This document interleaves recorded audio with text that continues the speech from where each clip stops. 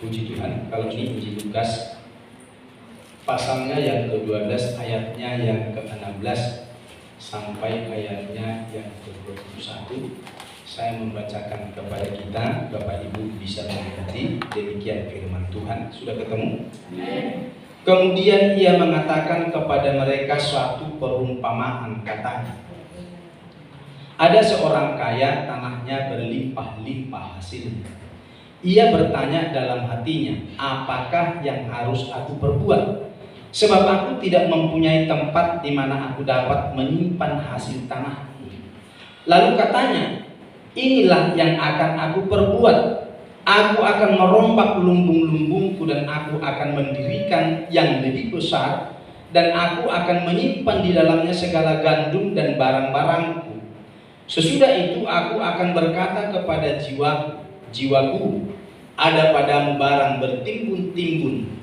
bertimbun untuk bertahun-tahun lamanya. Beristirahatlah, makanlah, minumlah, dan bersenang-senanglah. Tetapi firman Allah kepadanya, hai engkau orang bodoh, pada malam ini juga jiwamu akan diambil daripadamu, dan apa yang telah kau sediakan untuk siapakah itu nanti? Demikianlah jadinya dengan orang yang mengumpulkan harta bagi dirinya sendiri, jikalau ia tidak kaya di hadapan Tuhan. Puji Tuhan, sejauh ini pembacaan kita Bapak Ibu kekasih dalam Tuhan Yesus Kristus. Nah, kita melihat di sini Bapak Ibu, Yesus memberikan perumpamaan kepada orang banyak.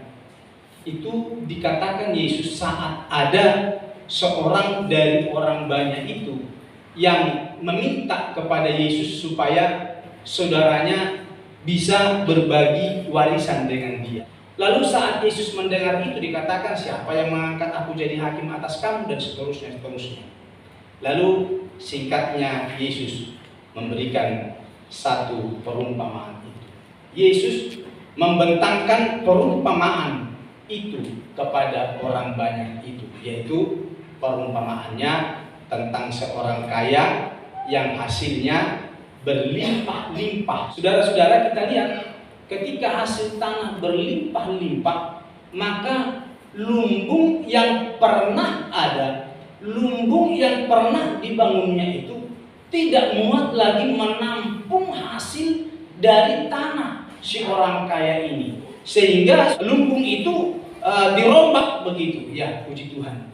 Ini membuktikan bahwa hasilnya memang luar biasa. Ya, tentu kita semua senang kalau mendapatkan hasil yang berlimpah. Kita bangga kalau mendapatkan hasil yang berlimpah. Kalau usaha kita mendapatkan untung besar, siapa yang tidak senang? Ya, kita membuka usaha, lalu usaha itu benar-benar ditolong Tuhan, lalu menghasilkan hasil yang luar biasa dengan berlimpah-limpah. Kalau misalnya Ibu Kiki begitu, ya, dia seorang yang berusaha di malam hari. Kalau dia punya bakmi 10 kilo, dia jual begitu, saudara-saudara, habis. Besok ditingkatkan lagi menjadi 20 kilo, habis, saudara-saudara. Ya, luar biasa begitu kekasih dalam Tuhan. Ya, tapi ini kita lihat senang tentunya. Ini kita lihat bahwa orang ini ketika mendapatkan hasil yang berlimpah-limpah, dia memperbesar lumbungnya. Dia merombak lumbung yang ada itu. Dia bangun lebih besar untuk menampung hasil panen itu. Ayatnya yang ke-18 itu. Lalu katanya, inilah yang akan aku perbuat.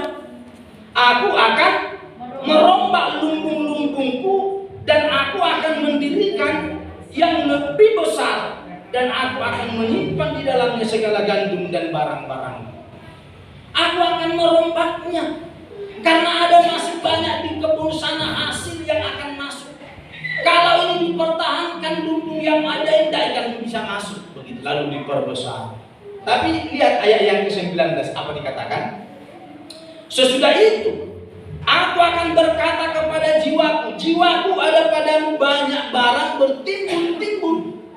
bertimbun untuk bertahun-tahun lamanya. Beristirahatlah, makanlah, minumlah, dan bersenang-senanglah. Itulah yang dikatakan oleh si orang yang mempunyai tanah dan hasil banyak itu. Ketika dia bilang begitu, ayat 20-nya diteruskan. Tetapi ya, firman Allah kepadanya, hai engkau orang bodoh, pada malam ini jiwamu akan diambil daripadamu, dan apa yang telah kau sediakan, untuk siapakah itu nanti? Kita lihat bahwa dia tadi seorang yang punya hasil panen yang luar biasa dan berlimpah-limpah.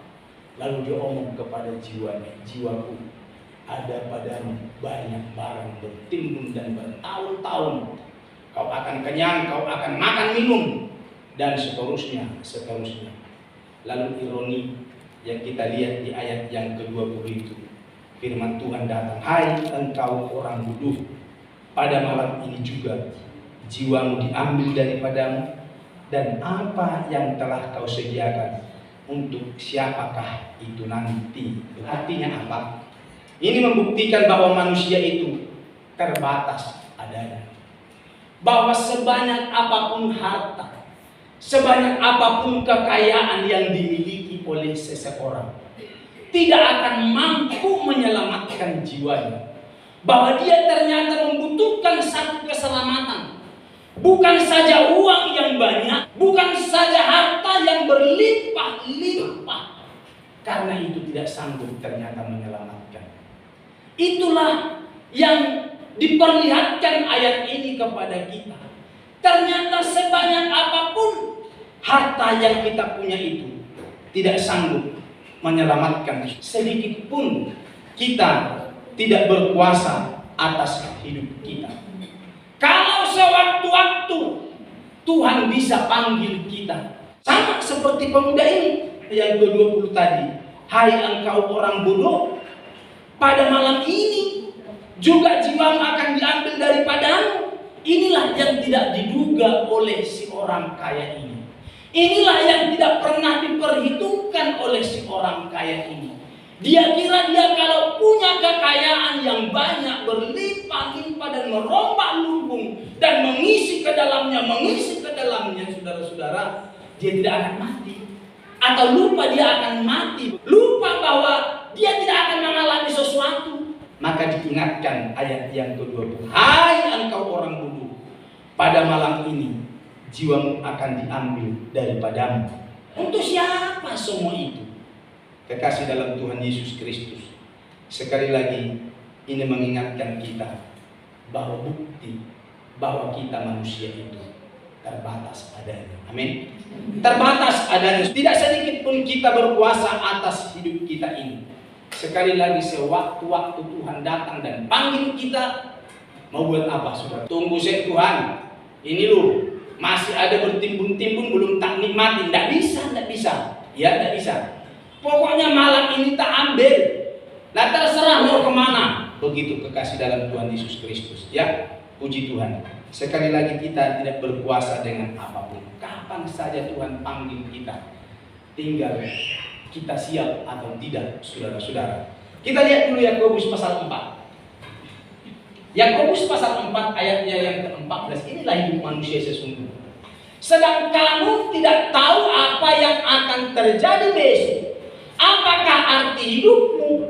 Hidupmu itu sama seperti uap yang sebentar saja kelihatan lalu lenyap.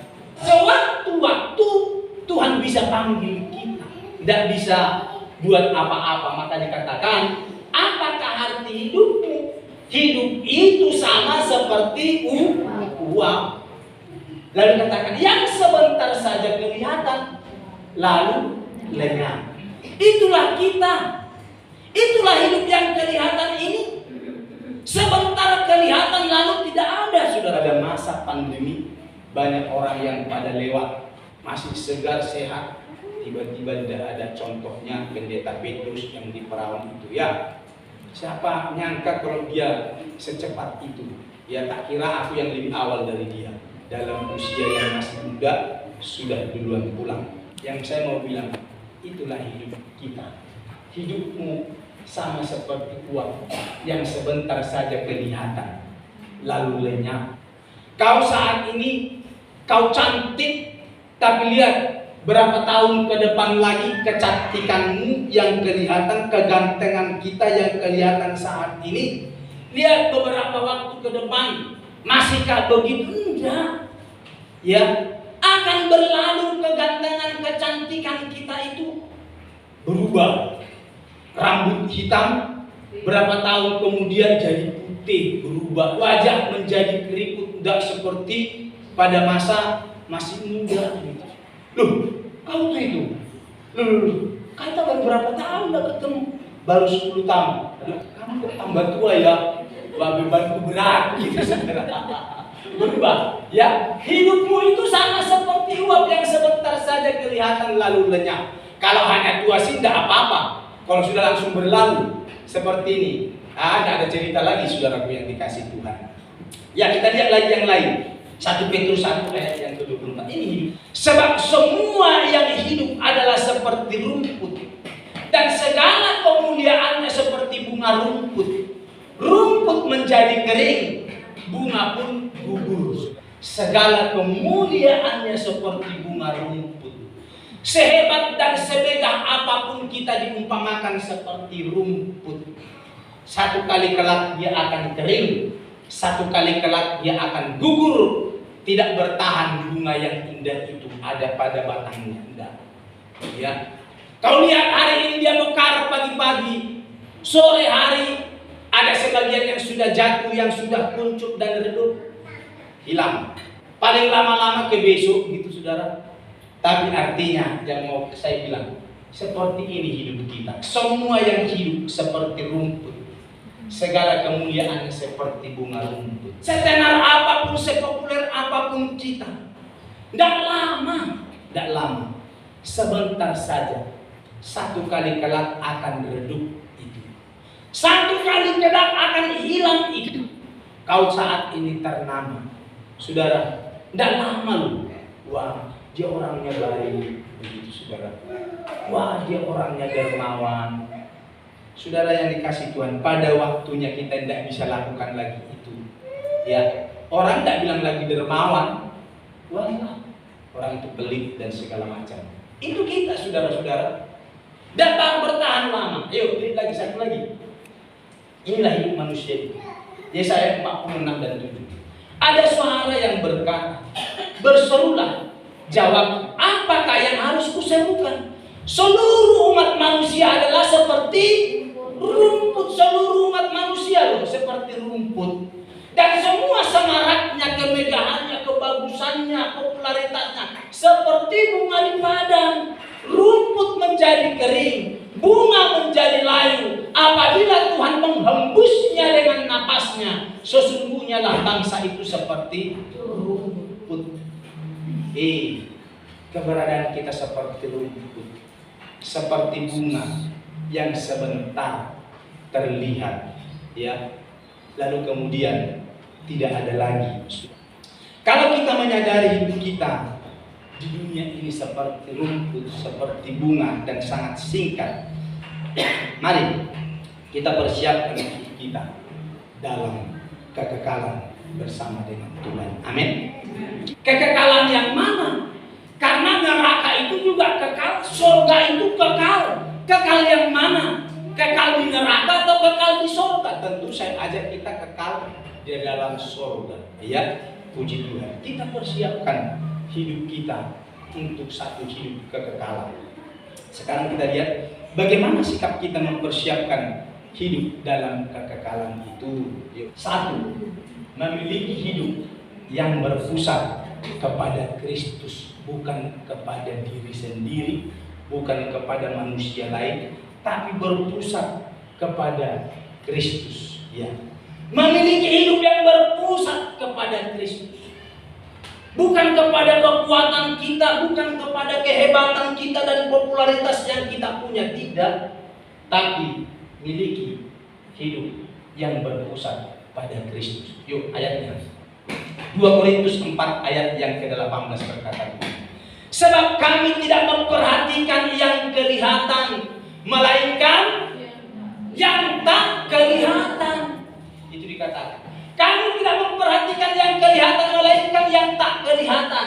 Karena yang kelihatan adalah sementara, sedangkan yang tak kelihatan adalah kekal, saudara-saudara. Yang kelihatan adalah sementara, puji Tuhan. Hidup yang berpusat kepada Kristus berarti pengharapan yang tidak kelihatan secara kasat mata. Ya, tidak kelihatan secara kasat mata, tapi pasti. Siapa yang sudah pernah lihat surga? Kita belum pernah. Tapi itu pasti. Ya, tidak kelihatan secara kasat mata, tapi itu sesuatu yang pasti, Bapak Ibu.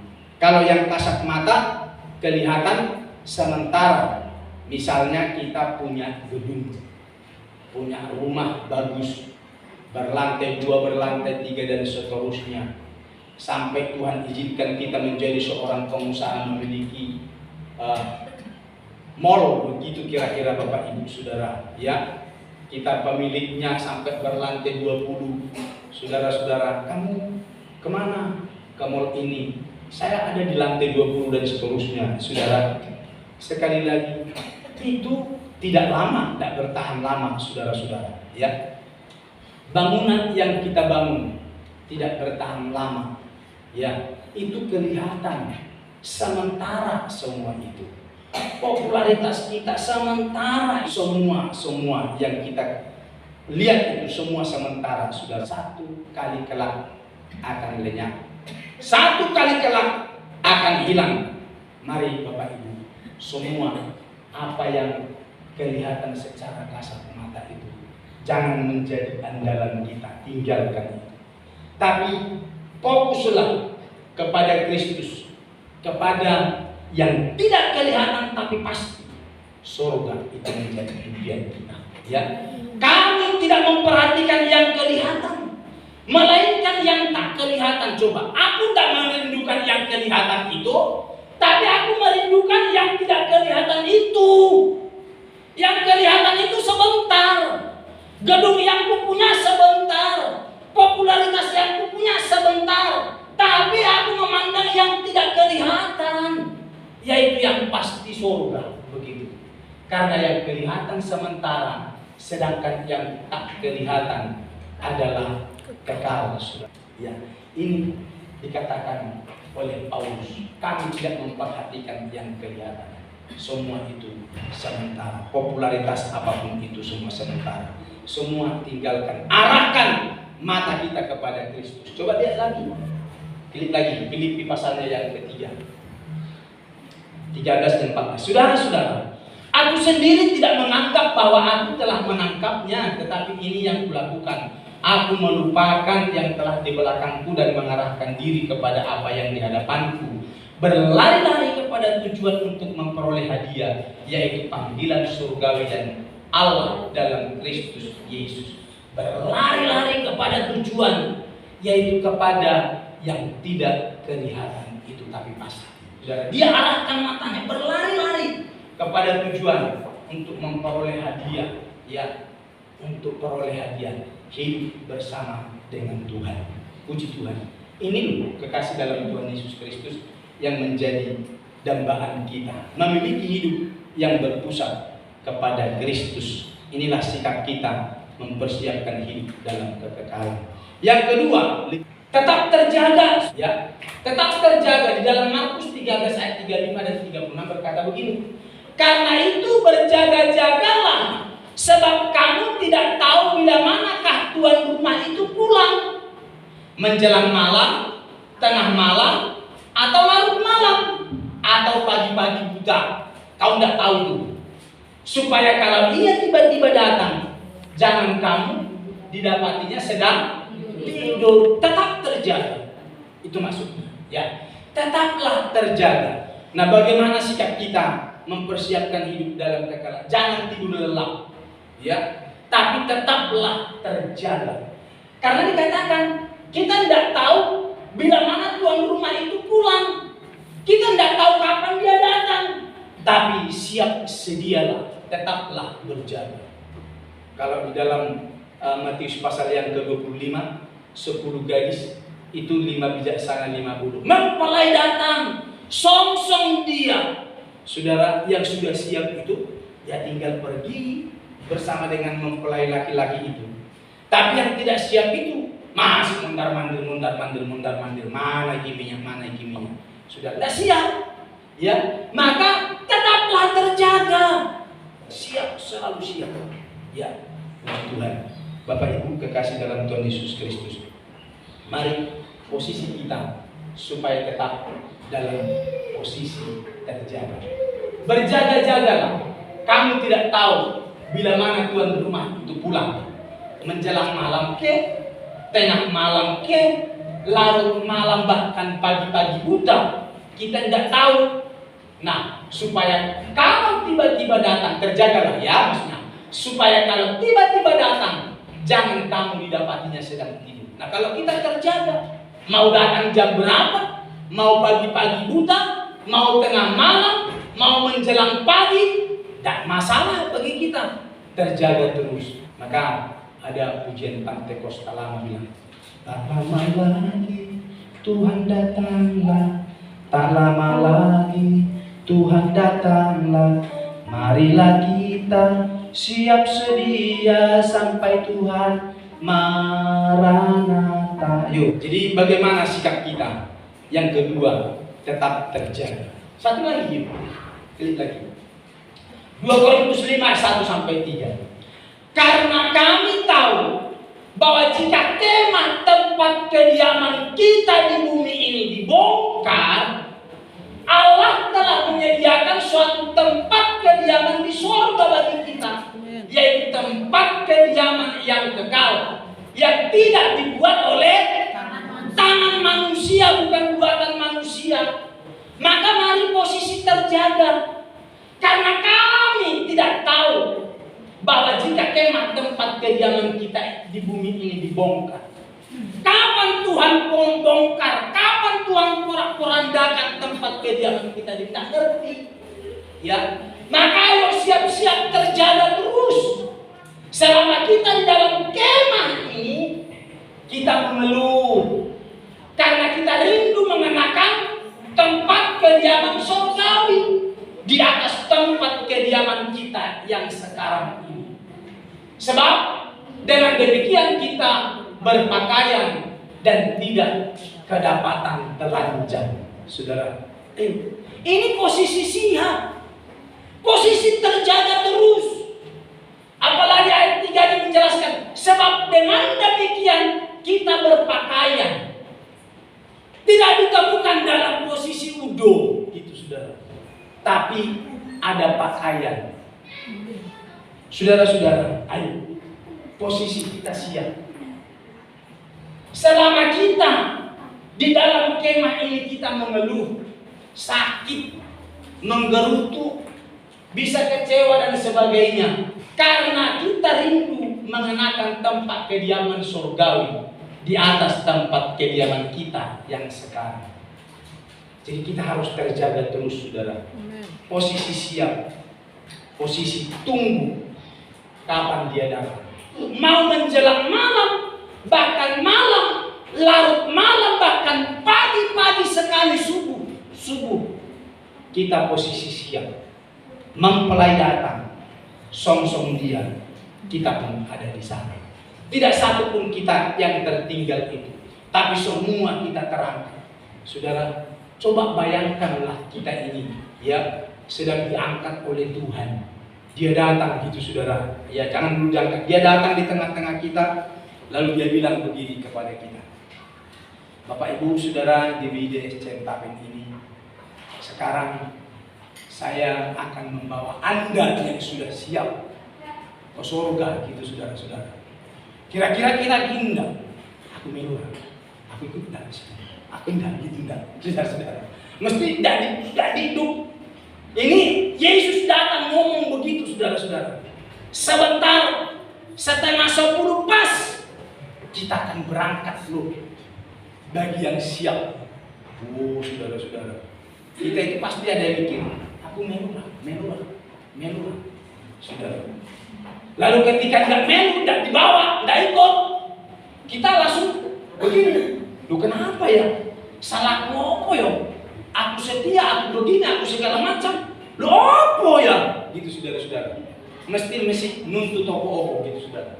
Ya, yuk sekarang yuk kita tetap terjaga. Siapkan hidup kita untuk kedatangan Tuhan.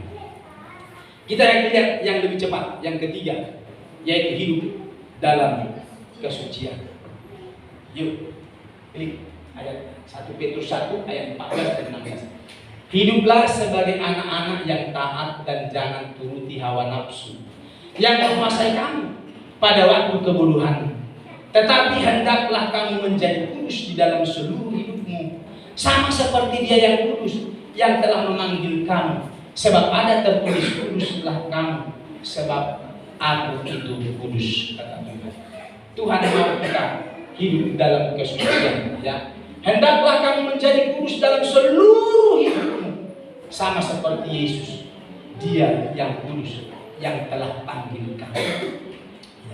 Dia yang memanggil kita itu kudus.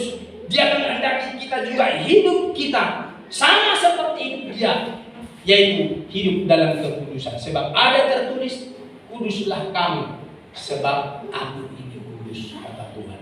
Saudara, ayo kita persiapkan hidup kita bukan sekedar terjaga, tapi jagalah kesucian kita, jaga kekudusan kita, jaga perkenanan kita kepada Tuhan. Ya, apakah kita memperkenankan hati Tuhan atau tidak, menyenangkan hati Tuhan atau tidak? Sudah, kita yang bisa melihat, aku sudah menyenangkan Tuhan apa tidak. Mari Bapak Ibu senangkan hati Dia. Kalau lagunya Pak Salomo, menyenangkanmu begitu ya. Jadi mari kita senangkan Tuhan, puji Tuhan. Ini yang Tuhan mau. Satu lagi, yuk, ini penutup buat kita. Ibrani 12 ayat 14 dan 16 dikatakan begini. Berusahalah hidup damai dengan semua orang. Kejarlah kekudusan. Kejar. Tidak bisa berdiam aja, tapi usahakan kekudusan itu. Sebab tanpa kekudusan tidak seorang pun akan melihat Tuhan. Kejar kekudusan. Kita harus berlari mencapai kekudusan itu. Tidak bisa dengan berdiam diri. Ayo, usahakan supaya kita hidup dalam kekudusan. Jangan ada orang yang menjadi cabul atau yang mempunyai nafsu yang rendah seperti Esau yang menjual hak kesulungannya untuk sepiring makanan. Saudara, ya, ayo jaga kekudusan itu. Sampai dibuat umpamanya, jangan ada yang menjadi cabul atau mempunyai nafsu rendah seperti Esau. Esau itu seperti apa toh ya, kita tahu ceritanya. Hanya gara-gara makanan saja loh saudara. Ya, dia tidak bisa mempertahankan hak kesulungan itu. Dia harus relakan itu, jual itu, dan dia mau menjadi budak dari adiknya. Karena soal makanan, akhirnya dia harus jual hak kesulungannya. Dia tidak menganggap itu satu hal yang bernilai dalam dirinya, tapi dia menggampangkan hak kesulungan. Mari saudara, jaga kesucian, jaga kekudusan kita. Jangan mudah kita menjual hak kesulungan kita. Kita sebagai umat Tuhan, sebagai orang Kristen, hanya dengan satu jabatan, hanya dengan satu popularitas, akhirnya kita merelakan semua.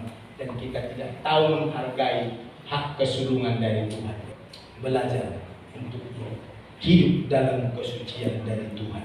Ada 3 hal yang kita bisa lihat bagaimana kita mempersiapkan hidup dalam kekekalan itu. Yang pertama, miliki hidup yang berpusat kepada Kristus.